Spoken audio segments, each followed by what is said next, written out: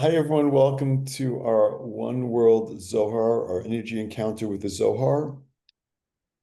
This week's portion is Toldot in our edition of the Zohar. It's volume 4, the second half of volume 4. And as we connect to these verses, let's shift our consciousness. Let's elevate our consciousness to connecting to the upper realm, the realm of fulfillment. And let's begin by connecting to the energy of healing and sending energy of healing out to everyone we know. Bat Chaim Oshman Chana, Albert Ben Imelda, Melbat Carmen, Yishroel Zev Ben Men Yerachel, Ariel Ben Rivka Tova, Meir Tzvi Ben Gittel, Nachman Machaya, Rachel Ben Chaya, Jeffrey Ben Fern, Shalom Dvor Ben Chaya Chana, Levi Ben Bluma, Sarbat Malka, Yisbet Rivka, Melissa Bat Margie, Chana Ben Rivka, Karen Bat Sarah, Yudit Masan Avon, Bat Aviva, Ganesa Bat Rachel Dina, Surapel Bat Yitzureza, Kara Bat Susan, Aviva Bat Naina, Simchas Pesach Ben Maral. Let's also send energy of assistance to all the souls we know are in the first 12 months of their elevation. Additionally, today, actually, we have all the righteous souls, all the tzaddikim available to us, because today is the new moon of Kislev, of Sagittarius. So this is the month of miracles, and we want to direct our attention to that also. But let's invite in all the tzaddikim who are available to assist us, specifically the Rav and Karen Michael, Rav Shlag, Rav Granron, the Ria Kodesh, the Ramchal, Rabbi Tarfon, Rav Avram Azulai, Rav Menachem Mendel Levitetz, Rav Kolonu Shapir Piasetza, the Bashem Tov, Rav Shimon Bar Yochai, and all the students of Mordechai of Chernobyl, Monsolva Yosef at Tzadik in Shechem. Okay, we are going to verse 47. Now consider, like, this is the week where we see the emergence of Jacob and Esau.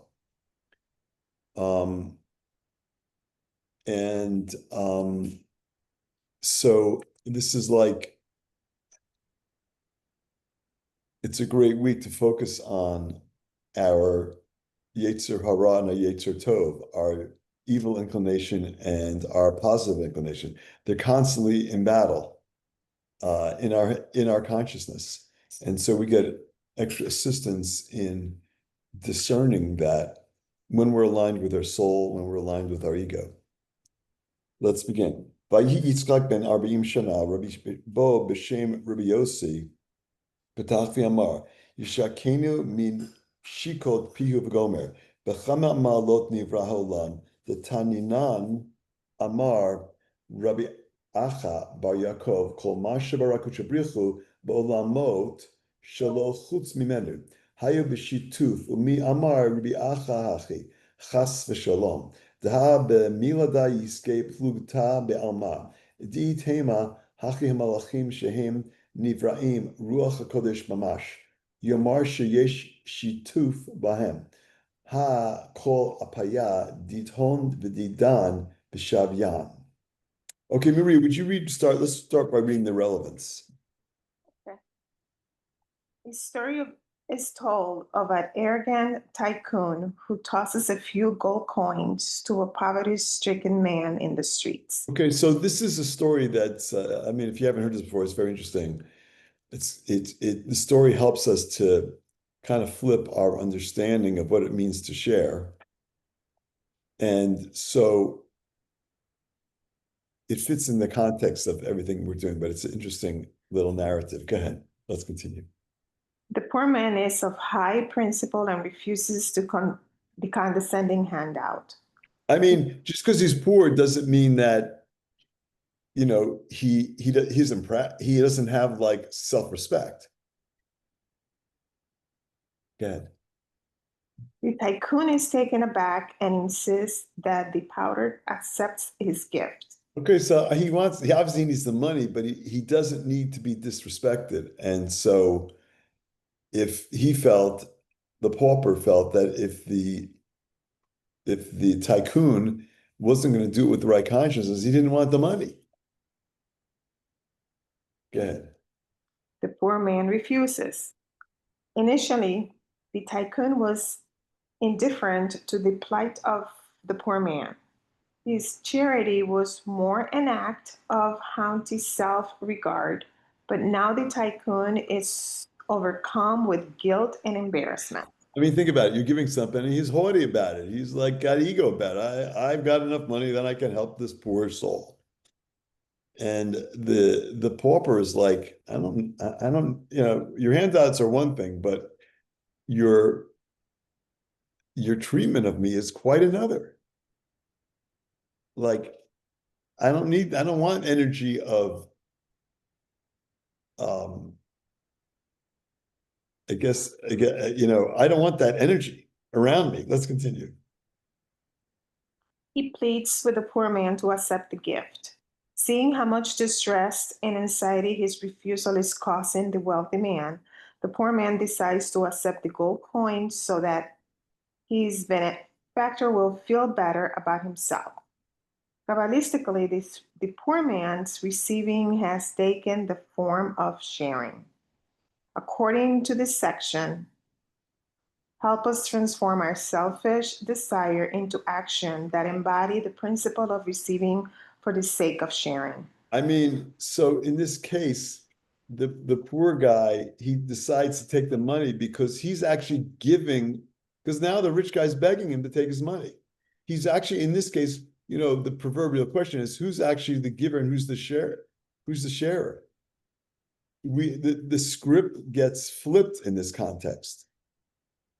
And so, it's an important consciousness to have, to understand that when we're sharing, we always want to do it from a positive place, not a negative place. And when we're receiving, we also want to be receiving in a positive way. And it's not just the handout of the money. It's like, where is our consciousness? And it's so important. And this is a great reminder of, in everything that we do, we want to check our consciousness, because that's really, I mean, sharing is a 1% act. It's important. But if the consciousness isn't there, that's almost more important, if not more important. And we see that in this illustration. So again, this week and also this month, a tremendous opportunity for us to create greater awareness about where our consciousness is. It's okay to be sad. It's okay to be unhappy. It's okay to feel bad. Those things are okay. They may be more body consciousness than anything, but if I can't have an awareness about what I'm feeling, then I really can't move to a higher consciousness. Okay, let's continue with English to 47. And Isaac was 40 years old. Rabbi Bo began in the name of Rabbi Yoshi with the verse, "Let him kiss me with the kisses of his mouth." Okay, this sounds like some kind of high school musical. It's not. This is from the book of Shir Hashirim, the book of Song of Songs. And as I've shared before, there was debate as to whether this book was actually going to be entered into the books of holy writings, because it reads like a love story. And what the rabbis and Kabbalists concluded at the time was the consciousness behind the book was not some high school musical. The consciousness behind the book was the relationship between the creator and mankind. And it's a reminder, and I've talked to teachers about this. So much of what we're experiencing, if not everything we're experiencing, is there not to assist us in being more intuitive. We'll get that too. And not to assist us in being more giving. Well, we want to be there also.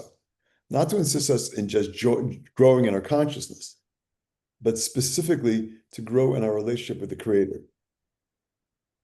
And I just want to throw out there, at least for me personally, like sometimes I don't even know what that means. What does it mean to have a greater relationship with the Creator? I mean, the Creator's not coming over here on Sunday to watch, NFL football with me all day. Like, where's the relationship? But the truth is, the Creator is sitting with me watching NFL football, if that's what I choose to do. Like, the Creator's always with you. But okay, like, it's not like I can pick up the phone and have a phone call with him and a conversation with him. But the truth is, I can always have a conversation with the Creator. I know, but he's not going to answer me like a friend would or a teacher would. Well, that's also not true. He's answering you 24/7 in the video stream that you're living in. Everything that you're experiencing is coming from the Creator. It's not a normal relationship. Well, of course, it's not a normal relationship. It's a relationship with the Creator because there's nothing normal about it.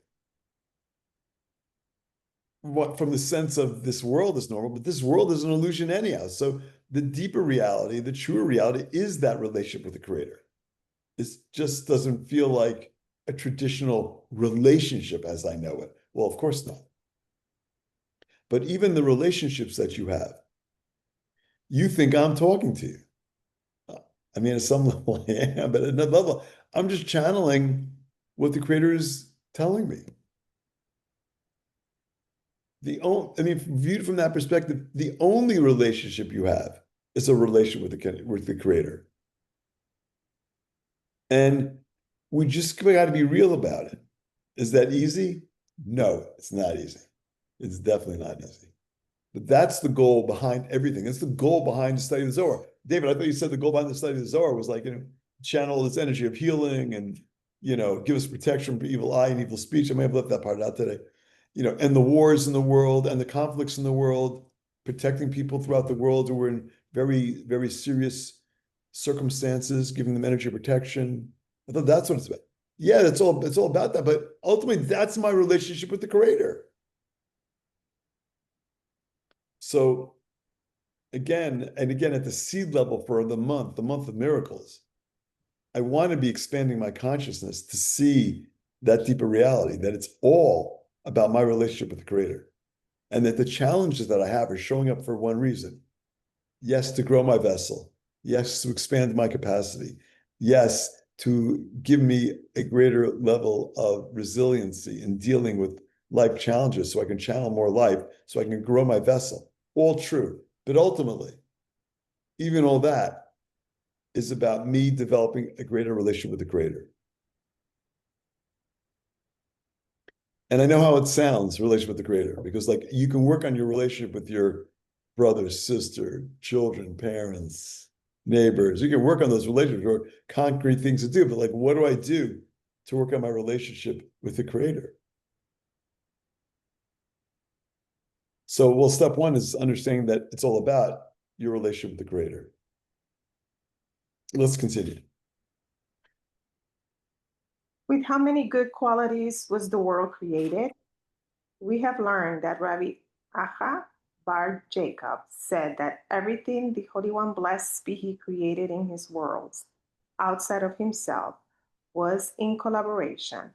That is, the combining of Malchut, an aspect of judgment, with Binah, an aspect of mercy. Okay, so what is it that the Creator created outside of himself? I mean, that's a odd observation also. Did the Creator actually create himself?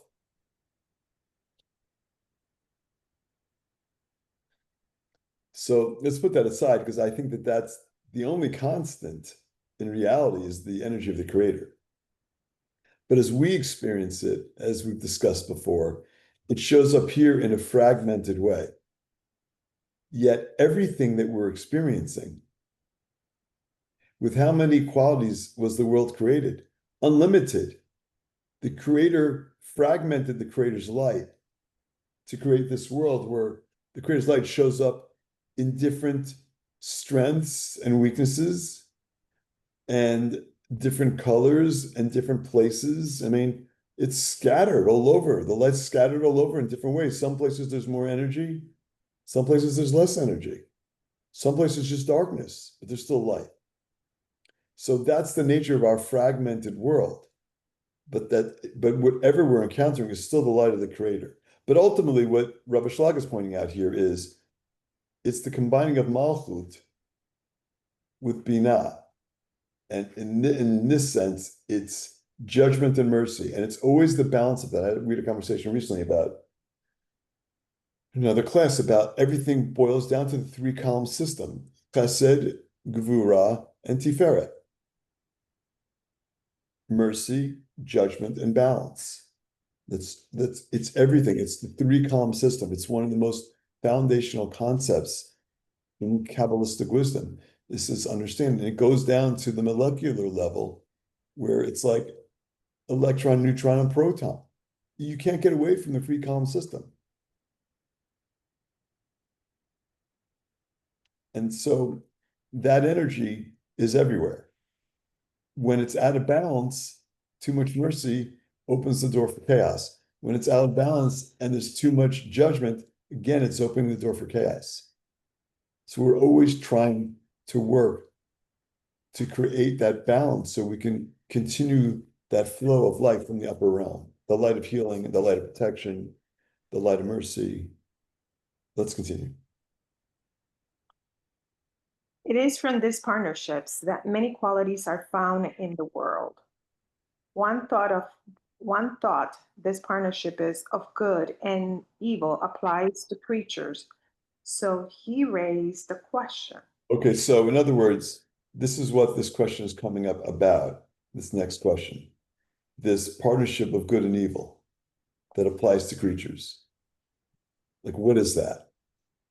Now, keep in mind, when we say creatures, the other animals in the world, they can only go according to their nature. We're the only beings that can rise above our nature. And what I mean by nature? Well, the easiest example is like food, water, companionship. Like we're able to rise above our selfish natures to put other people's needs ahead of ours. The other animals and creatures of the world are not able to do that. It's uniquely human. Let's continue. Rabbi Yaakov asks, is that so? Heaven forbid, for this will add dissension in the world. Dissension, yes. In other words, if there's no ability to create that balance, then we're just going to live in a world of complete chaos. Well, aren't we? Isn't that what we're seeing?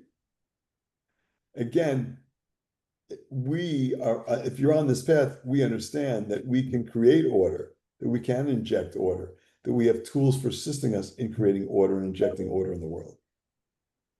So just like we can overcome our nature, we can create and are creating, just by virtue of this study, creating a more peaceful, respectful world. And it's like, well, really, how does reading Zohar translate into people treating each other with human decency? It just does. It's the nature of the construct of our reality, that we know it's supposed to be in balance. We know it's supposed to be peaceful. Yes, it's out of balance. There's a lack of balance, but our study and the things that we do is injecting order into the world. Let's continue. For everybody who hears him will disagree. For if you say that it means that the angels, created as the Holy Spirit itself, have a good blend of good and evil in them, then their faces and ours are the same. That is, angels and men are equal. Okay, so, well, that's an interesting question. When we think of creatures, we have to consider that there's a whole world of angels out there, of all different sizes, shapes, and abilities. Are they better than us? Are we better than them? Like, what's the deal? Are we the same? So that's what the question really is being asked. Are we angels? We're not, by the way, but I speak for myself. So like this again is just a deeper dive in understanding what our role is here and what is the role of angels. And like there's no duplication, so we can't really be the same. But let's see what the Zohar tells us about this. 48. Amar Rabbi Abba, the milada yisge plugta be'alma, Zatanan b'matanitin didan, L'chol avad kuchabrichu, avad kegon gufa v'nishmata, v'itema dahalet gufa l'malachim, kachu avalet inun yachlin lemebad avidata, ad sheyish tatef baho, hay nishmata kadisha, dehi siyua dil ela, uvahai gavne kol mai da aved itzterich, lahahi siyua dil ela mine. Rabbi Yabba said that it is true, and through this, distortion will increase in the world. For we have learned in the Mishnah that all that the Holy One, blessed be He, did, He made us body and soul. Okay, so we have body and soul. So we are in conflict. By soul, we mean the part of us that understands what we're here to do, what work we're here to perform, what our soul's purpose is. The soul knows that. But again, as I've said before, we're not physical beings who have spiritual experiences, although that's the way it presents. We're spiritual beings having a physical experience. And in the context of that spiritual, of that physical experience, it's like, this is that's all I really see is physicality. And again, so and when I'm focused on my physicality, I'm focused on my needs. I'm focused on my desire to receive for the self. When my consciousness is aligned with my soul, I've got a consciousness of desire to receive for the sake of sharing. That is the soul's consciousness. So there is a conflict, a natural conflict. And that's why we don't want to beat up on ourselves for being selfish. It's natural. It's normal. Of course you're going to be selfish. The problem is when we are that way, we cause dissension. We're causing conflict. We're causing chaos. When I'm aligned with my soul, when I'm aligned with the desire to receive for the sake of sharing my soul's purpose, I'm now channeling in the energy of blessings, of removal of chaos, of order in the world. And this is why we perceive chaos. The chaos we perceive is coming from the prevailing consciousness of desire to receive for the self.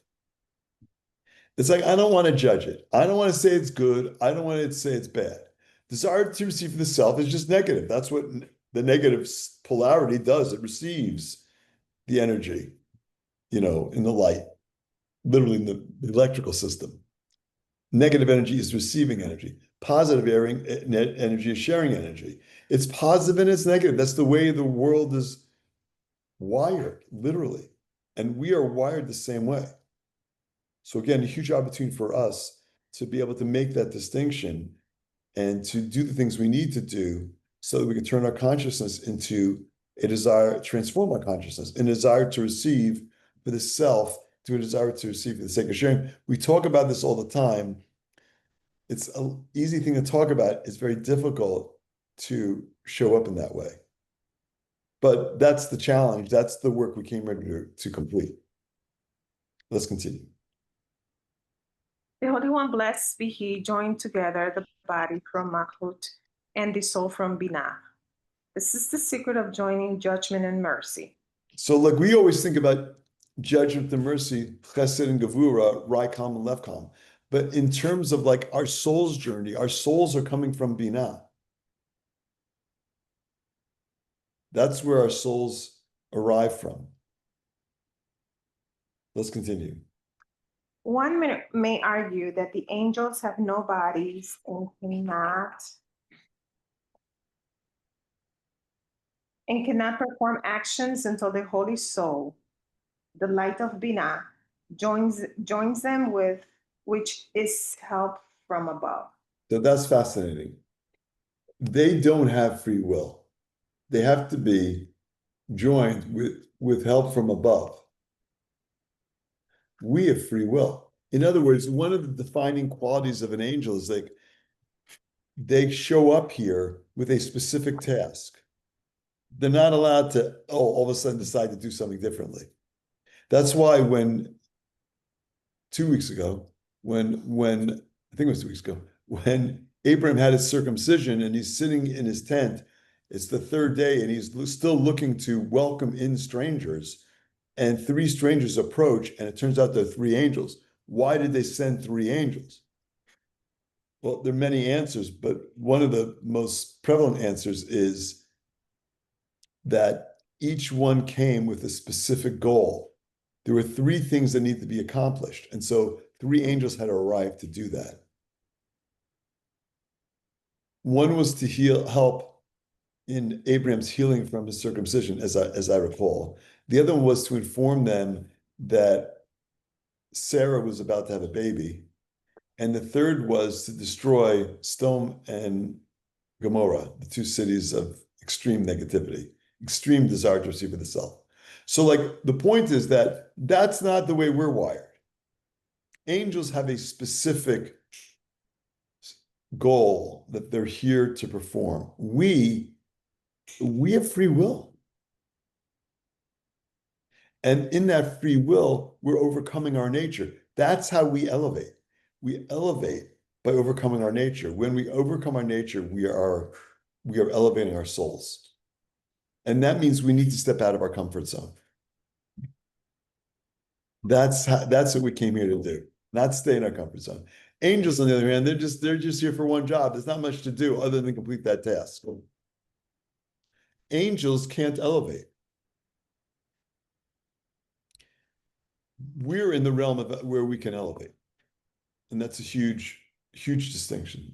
Okay, let's try and take another paragraph 49. This is long, so really concentrate on channeling energy from the upper realm for anything, any kind of fulfillment or healing or protection that we need.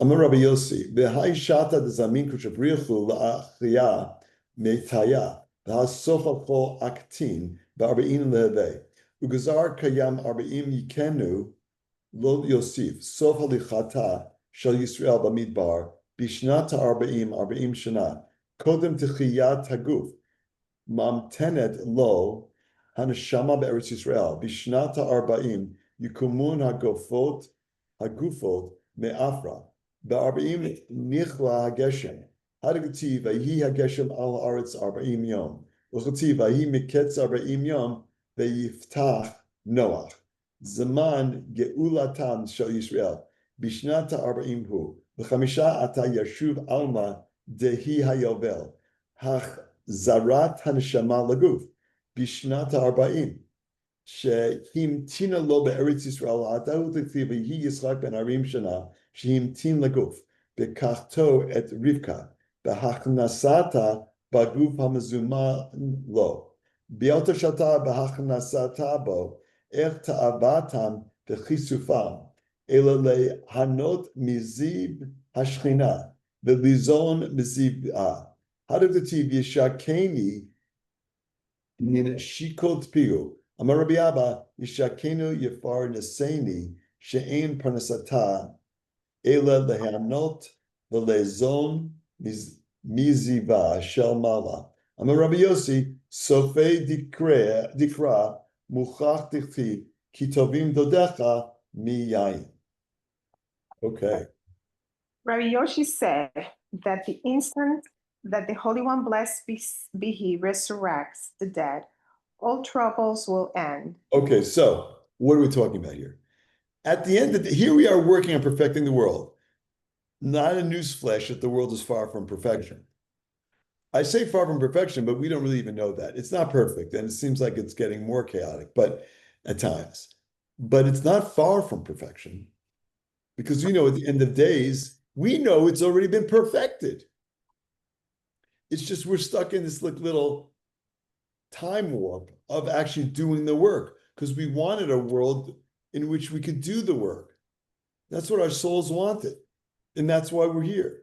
But at the end of days, we remanifest from the Garden of Eden times. We remanifest the flawless universe in this world. This world becomes the perfected world. It's the Gemara Tikkun. It's the final correction. It's already happened. We're just catching up. But that is what we're on a trajectory of.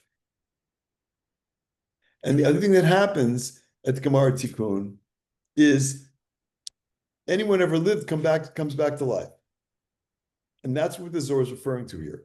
But in a much deeper way, this is our opportunity to connect to our immortality, the immortality of our soul, and to also make a distinction between the things that we pour energy into that aren't going to last, physicality, ego-based things, and seeing that there are things that we can pour energy into that are eternal. One is the relationship I have with the Creator. Another is the relationship I have with people. It's like those things matter, and those things are eternal. It's removing those blockages. Let's continue. All troubles will end on the 40th year following the gathering of the exiles. Okay, so Rav Shlag is pointing out, first we have the gathering of the exiles. And what does that mean? There are 12 tribes. We only know of 2. There are 10 that are lost. We just don't know who they are. So this idea of the gathering in of exiles is like at the end of days, the 10 tribes rejoin.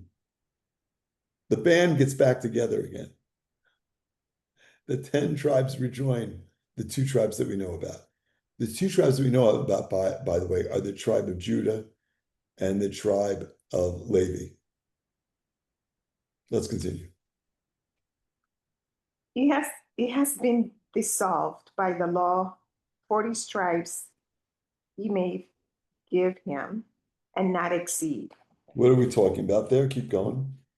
The journey of Israel in the desert was completed in the 40th year, 40 years before the body is resurrected. The soul awaits in it, awaits it in the land of Israel. So the Zohar is giving us this indication that there's a significance to this number 40. It's all these examples where this eternal aspect of our world is somehow indicated by the number 40. Let's continue. It appears then that in the 40th year of the waiting of the soul in the land of Israel, the bodies will rise from the dust. I mean, that's literally what happens. The souls are there, but the bodies aren't, and the bodies rise. By the way, this is one reason why we attach such rules and sanctity to when someone passes burying the body. Let's continue. After 40 days, the rain stopped. This is the meaning of the verse. And the rain was upon the earth 40 days and 40 nights. And it came to pass at the end of 40 days that Noah opened. So even in the time of the flood, it was a 40-day flood. Like there's again huge significance to this number 40. Let's continue. Also, the time of redemption of Israel is during the 40th year. During the 50th year, the world, which is Jubilee, will be populated. The return of the soul to the body occurs after 40 years of waiting in the land of Israel. This is the meaning of, and Isaac was 40 years old. Okay, so there's all this significance of the number 40 that the Zohar is pointing out. Got it. Soul and body are reunited in the final correction. Noah, the world was destroyed because of the negativity, and then the world was rebuilt beginning after 40 days. So I get it. What is the point of all that? Because something significant happened when Isaac turned 40. What happened? That is, he was waiting for the body when he took Rivka, who was putting the body prepared for him. Okay, so the significance is what we now see is this unification of body and soul is analogous to the unification of Isaac and his wife, Rebecca. And so, look, it's no accident why Abraham, Isaac, Jacob, Sarah, Rebecca, Rachel, and Leah are patriarchs and matriarchs. It's not like they were special. They were super special. It's not just about that. It's about the change that took place in reality by virtue of them being here, by virtue of them making and exercising their own free will, and the impact that that has on the world. And so this week, it's hugely significant, that union of Isaac and Rebekah. So does that symbolizes the mercy? Well, it symbolizes the mercy of Binah with the judgment of Malchut. Yes. Because everything else that happened on the prior sentences are um facts that took place and with the flood and everything else. Excellent. Absolutely. So there's judgment, and there's mercy. And this is another example of it. Absolutely. Remember that the thing about Isaac was he's left column, he's judgment. So what he has to do is he has to restrict judgment. That's what makes Isaac so elevated. Abraham was mercy. I'm not saying that's any easier, because still that you need to be in balance. But Isaac is judgment. And because of that, he never leaves the land of Israel. Like, he has to remain attached to the Holy Land to assist him in balancing the judgment, the left column. That's the power we have in connecting to him, is also restricting our judgment. Is, again, we understand how chaotic the world becomes when judgment runs unfettered and unchallenged. And so connecting to Isaac is this huge opportunity to balance that.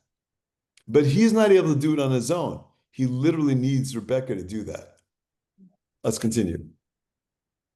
Their passion and longing at that moment was for the splendor of the Shekhinah only, and to nourish of their splendor. Okay, lest you think it was just a crazy love story, again, back to the High School Musical, lest you think that's not what it was. It may show up that way, but again, we are all about not taking things literally.